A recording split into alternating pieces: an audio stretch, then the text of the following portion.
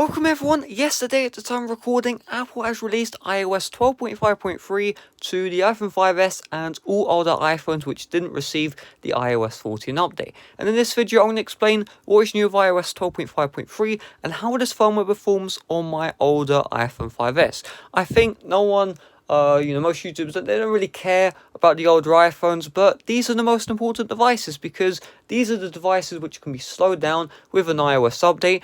I mean, think about it. Is the iPhone 12 Pro Max going to be slowed down by an iOS 14 update? No, but the iPhone 6s will be. And in the case with iOS 12 on the iPhone 5s, this is the oldest iPhone to support this firmware, and it's really important to see whether or not this phone is running great or if it's running bad like an iOS 9 iPhone 4s. So, first things first, what is actually new with this software update? Well, they changed the build number first of all. So if we go to the About page, that's the wrong page. So the About page you can see right here, 12.5.3, build 16H41. The old build number was 16H30. Now as far as what is actually new with iOS 12.5.3, there are no real features. There's no real bug fixes, but there is a kernel exploit fix. So essentially, iOS 12.5.3 was a security update, which means, the phone is going to be more secure. I don't think there's actually release notes at the time of recording. However, most likely it's going to be a web-click exploit,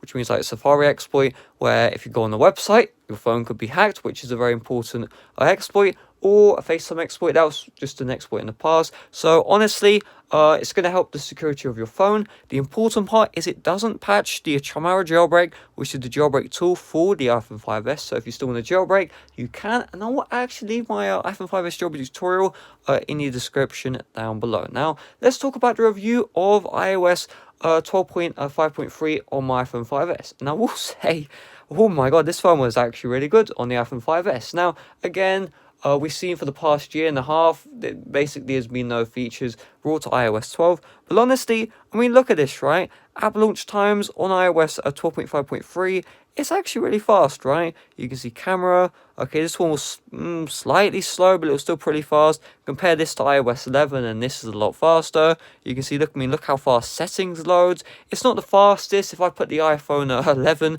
right next to this iPhone 5s, obviously it's going to be slower. But you can see the sub-menus. It's not that slow. This phone is definitely usable, right? Compare that to iOS 9 on the iPhone 4s. Oh my god, that was a train wreck. So honestly, if you're worrying about performance on your iPhone 5s, you should not need to worry because actually the iPhone 5s does run pretty darn well on iOS 12.5.3. As far as multitasking goes, the same story applies. Unfortunately, we do have 1 gig of RAM on the iPhone 5s. What that means in English is if you're playing a game, all these other apps are going to start being really laggy. They're going to load up slowly. So what I recommend you do, if you are gaming, close out all other applications from the multitasking, then open up your game, enjoy the game. And once you're done with the game, don't leave it in the multitasking, close it out, and then all these other applications will have enough RAM to load up and function normally.